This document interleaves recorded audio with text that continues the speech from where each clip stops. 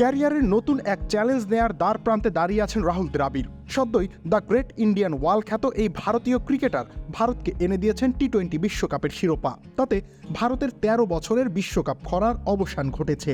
এবার Indian premier লিগের শিরোপা জয়ের চ্যালেঞ্জ নিতে চান তিনি, আর এর জন্য সম্ভাব্য জায়গা হতে পারে কলকাতা নাইট রাইডার্স। এই নাইটদের সর্বশেষ মেন্টর ছিলেন গৌতম গম্ভীর।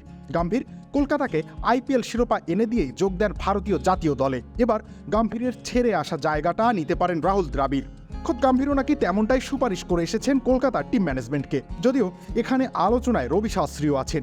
এদের দুজনের মধ্য থেকে বলিউড বাদশাহ শাহরুখ খানের দল কাকে বেছে নেয় সেটাই এখন দেখার বিষয়। কলকাতার কোচ এখন চন্দ্রকান্ত পণ্ডিত। এখানে একটা ছোট্ট জটিলতা আছে। পণ্ডিতের উপরে আস্থা আছে কেকেআরের। তিনি ঘরোয়া ক্রিকেটের ভারতের অন্যতম সফল কোচ।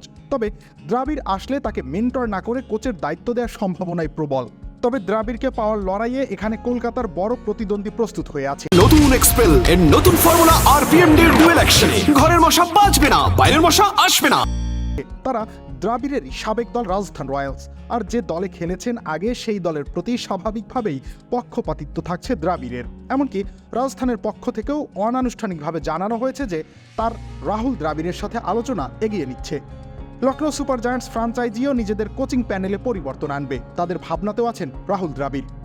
আবার রয়্যাল চ্যালেঞ্জার্স বেঙ্গালুরুর সম্ভাবনাও উড়িয়ে দেওয়া যাচ্ছে না।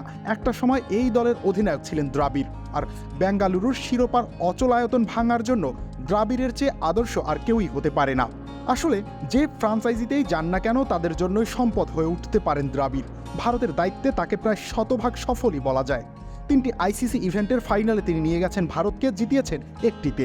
আর খেলোয়াড়দের দক্ষতা কাজে লাগিয়ে সর্বোচ্চ ফলাফল বের করায় দ্রাবিড়ের কোনো জুরি নেই।